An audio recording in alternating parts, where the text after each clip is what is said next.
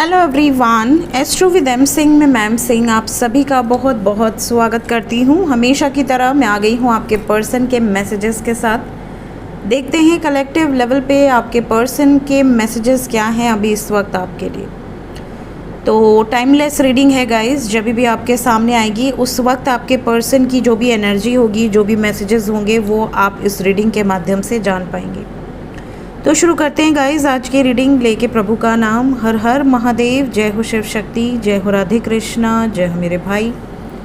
सबसे पहले अपने पर्सन को याद कर लीजिए जिनके मैसेजेस आप इस रीडिंग के माध्यम से जानना चाहते हैं। उनका नाम ले लीजिए at least 3 times.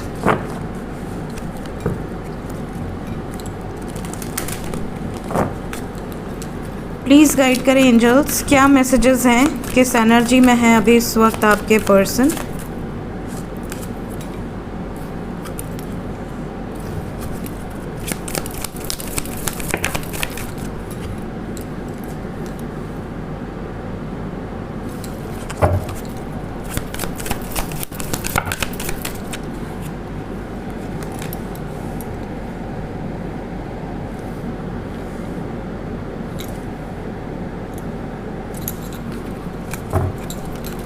Bottom of the deck है illusion.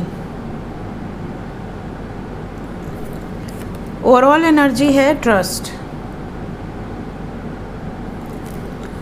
So illusion and trust, ऐसा लग रहा है ज़्यादातर लोगों के पार्टनर का जो मैसेज है वो ये है कि मुझ पर शक मत करो, हवा में बातें मत किया करो।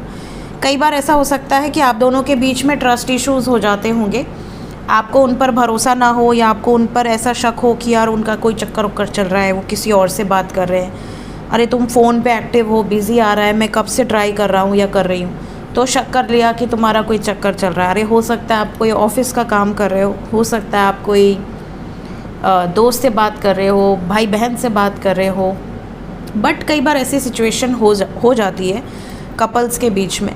तो कहीं ना कहीं कुछ ऐसे इल्यूजन्स हैं जो कि जिनका रियलिटी से कोई लेना देना नहीं है, बट लव लाइफ में उसके कारण प्रॉब्लम आई है, या तो आपको इनसे या इनको आपसे। आपके पर्सन का मैसेज ये है कि अगर आपने इन पर शक किया है तो ये आपको कहना चाहते हैं कि ऐसा कुछ नहीं है, हवा में बातें ना करो, ट्रस्ट करा करो। रिलेशनशिप में अगर ट्रस्ट ही नहीं है तो रिश्ता बेकार है। और अगर इन्होंने आप पर शक किया है तो ये आपको इस तरह से इल्यूजन्स में बहकर कुछ ऐसी बातें बोल दें जिससे कि इन्हें ऐसा लगे कि ट्रस्ट ख़त्म हो गया है, हम दोनों के बीच में अब ट्रस्ट नहीं रहा, अब मैं पहले की तरह बहुत ज़्यादा आँख बंद करके भरोसा नहीं कर पाऊँगा या नहीं कर पाऊँगी, हर चीज़ में डाउट कहीं ना कहीं आएगा, कोई ऐसी गलती या तो आपसे हो गई है या इनसे हो गई है। सो ये ओवरऑल एनर्जी है, मतलब ज़्यादातर लोगों के पर्सन की एनर्जी में ये चीज़ें हो सकती हैं या मैसेजेस में ये चीज़ें हो सकती हैं। पहला मैसेज अगर मैं बात करूं, so we have romantic surprises are on the horizon, be open to them. कुछ लोगों के लिए ऐसी सिचुएशन हो सकती है कि आपके पर्सन प्लान कर रहे हैं आपको कोई गिफ्ट देने का, या आपको प्रपोज करने का, आपको रिंग पहनाने का, या कोई रोमांटिक डेट पे ले जाने का, आपको किसी तरह की लॉन्ग टर्म कमिटमेंट देने का, या आपके फैमिली से मिलने के लिए या अपने फैमिली से मिलवाने के लिए, मतलब कोई भी सरप्राइज़ हो सकता है। बट यहाँ पे कोई रोमांटिक सरप्राइज़ है तो ज़्यादातर ऐसा हो सकता है कि ये आपके लिए कुछ प्लान कर रहे हैं और आपको ये प्लान इनका बहुत अच्छा लगेगा, आपको अच्छी वाइब्स आएगी। तो कहीं ना कहीं ये एक सरप्राइज़ है जो आपको अभी हो सकता है ये ना बताएं, आपको बस ये बोले कि मिलते हैं यहाँ पर, उसके बाद ये लेकर जाए, बट सरप्राइज़ है। तो मैं इसको ज़्यादा ऑलरेडी ओपन कर दी, बट इट्स ओके। इसके अलावा कुछ लोगों के पर्सन का मैसेज ये भी है कि इनका अगर कोई एक्स पार्टनर रहा है या रही है, मतलब अगर एक्स हस्बैंड, एक्स वाइफ या एक्स गर्लफ्रेंड, एक्स बॉयफ्रेंड कोई है, तो कहीं ना कहीं ये उस हार्ट ब्रेक से अभी तक पूरी तरह से हील नहीं हो पाए हैं। तो इनका मैसेज है आपके लिए कि मुझे थोड़ा टाइम दो ताकि मैं उस हार्ट ब्रेक से हील हो पाऊँ, अपने आप को हील करके ही मैं आगे तुम्हारे साथ इस रिश्ते में बढ़ पाऊँगा या बढ़ पाऊँगी, तब तक के लिए मुझे थोड़ा समय चाहिए। मैं एक रिश्ते से अभी अभी बाहर निकला हूँ, या हो सकता है जानबूझ के निकले हों, हो सकता है मजबूरी में निकले हों, हो सकता है डिवाइन इंटरवेंशन से निकले हों। किसी भी सिचुएशन में निकल सकते हैं, बट अभी ये उस सिचुएशन में नहीं है कि ये नए रिश्ते में इंटर कर जाएं। और ये आपके साथ कुछ गलत नहीं करना चाहते। ये नहीं होना चाहिए कि आपको रिश्ते में ले आए और आपको उस तरह की वाइब्रेशन इनसे रिसीव ना हो रही हो।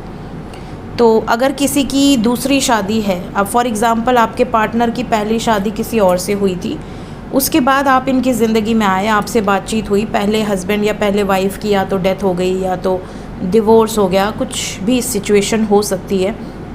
तो इनकी स्थिति ऐसी होगी ऑब्वियसली कि मुझे अभी उन सब सिचुएशन से कम्प्लीटली बाहर आने में थोड़ा समय लगेगा और तुमको जानने में, तुम्हारे साथ एडजस्ट होने में थोड़ा समय लगेगा। तो मेरे साथ अगर रहना है, इस रिश्ते में अगर रहना है, तो तुम्हें थोड़ा सब्र रखना पड़ेगा। ये भी मैसेजेस है, जिसके लिए होगा उस तक पहुंच जाएगा। कुछ लोगों के पर्सन का मैसेज बड़ा रोमांटिक है कि इनका जो अट्रैक्शन है वो आपकी तरफ बढ़ता जा रहा है, डे बाय डे या आपकी तरफ और ज़्यादा आकर्षित हो रहे हैं। इन्हें ये भी कहना है कि तुम तो जैसे जैसे तुम्हारी एज बढ़ रही है वैसे वैसे और स्मार्ट होते जा रहे हो और ब्यूटीफुल होते जा रहे हो। तो ये और ज़्यादा एक मैग्नेटिक अट्रैक्शन आपकी तरफ इनका होता जा रहा है, बढ़ता जा रहा है। तो ये भी एनर्जी है यहाँ पर। कुछ लोगों के पर्सन का मैसेज है कि इन्होंने लाइफ में बड़े सारे सैक्रिफाइसेस किए हैं। कभी कुछ सैक्रिफाइस किया, कभी छोटे भाई बहन के लिए किया, कभी बड़े भाई बहन के लिए किया, कभी किसी सिचुएशन में सैक्रिफाइस किया, अपनी मनपसंद चीज़ों को सैक्रिफाइस किया। आपको लेकर ये सैक्रिफाइस करना नहीं चाहते। कोशिश इन्होंने ज़रूर की थी कि शायद आपको भी ये अलग होकर देख लें, हो सकता है ये एडजस्ट हो जाए, हो सकता है ये जी लें आपके बिना भी, बट अपनी इच्छा से ये नहीं जी पा रहे। कहीं ना कहीं इन्होंने अपनी इच्छा से ही आपसे डिस्टेंस बनाया था कि शायद ये आगे बढ़ जाएंगे, बट इनको रियलाइज़ हो गया है कि यहाँ पर इनकी इच्छा नहीं चलेगी। डिवाइन ऑर्डर्स है, तो जितना ये आपसे दूरी बनाते हैं उतना ज़्यादा आपकी तरफ आकर्षित होते हैं, बिकॉज अट्रैक्शन के साथ साथ सैक्रिफाइस आया है। तो अगर इन्होंने आपसे डिस्टेंस बनाने की कोशिश की थी, आपको इग्नोर करके इनको ऐसा लगा था कि ये मूव ऑन कर लेंगे, तो अब ये आपको आके सॉरी बोल सकते हैं। इवन जो कारणों से इन्होंने आपको त्यागा था, मे बी आपको ब्लेम कर दिया हो, मे बी आपको कोई रीज़न दे दिया हो, मे बी आपको इतना ज़्यादा हर्ट किया हो कि आपने खुद ही कह दिया हो ठीक है नहीं रहना तो जाओ। तो अब इनको रियलाइज़ हो रहा है कि मैंने बहुत सारी गलतियां की हैं। तो कुछ लोगों के पर्सन का मैसेज तो माफ़ी से रिलेटेड होगा, जो भी इन्होंने गलतियां की हैं उसके लिए माफ़ी मांग सकते हैं। Then we have proposal. आप में से कुछ लोगों को मैरिज का प्रपोज़ल रिसीव हो सकता है। मे बी ऐसी सिचुएशन अराइज़ हो कि यहाँ पे सरप्राइज़ है, यहाँ पे प्रपोज़ल है, तो आपको नेचर में लेकर जाएं, आपको कहीं किसी अच्छे प्लेस पर लेकर जाएं, क्योंकि ये बहुत प्यारा सरप्राइज़ प्लान करते हुए नज़र आ रहे हैं और ये आपको प्रपोज़ करें। तो डेफिनेटली नियर फ्यूचर की एनर्जी है, तो नियर फ्यूचर में ही ये सरप्राइजेज़ आपको मिलने वाले हैं। इसके अलावा कुछ लोगों के पर्सन को आपसे ये भी कहना है कि इस रिलेशनशिप को आज तक सिर्फ आपने नर्चर किया है, आपने इस रिलेशनशिप में जान डाली है, और अब क्योंकि आप भी फेड हो गए हो, आप भी एक तरह से बैकआउट कर लिया है कि हर बार मैं ही क्यों करूं, तो अब ये रिश्ता कहीं ना कहीं बहुत ज़्यादा डाउनफॉल देख रहा है, बहुत ज़्यादा स्टक हो गए हैं आप दोनों। इनको ऐसा लग रहा है कि अगर इस रिश्ते में जान डालनी है तो हर बार आप एफ़र्ट्स डालते हो, इस बार इनको एफ़र्ट्स डालना होगा और इनके एफ़र्ट से ही बात बनेगी, तभी ये रिश्ता फलेगा फूलेगा और पहले से बेहतर होगा। तो ये भी एनर्जी यहाँ पर मौजूद है।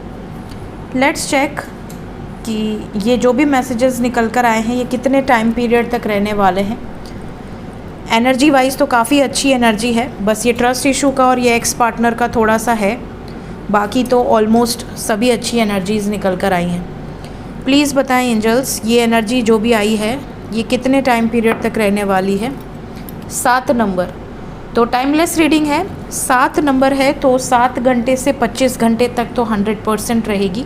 मैक्सिमम ये जो एनर्जी है ये आपकी 34 आवर्स या मैक्सिमम 43 आवर्स, इससे ज़्यादा नहीं है, बिकॉज़ एनर्जी का जो इंटेंशन है इस वक्त आपके पर्सन का ये 25 घंटे 34 घंटे इस टाइम लिमिट का होगा।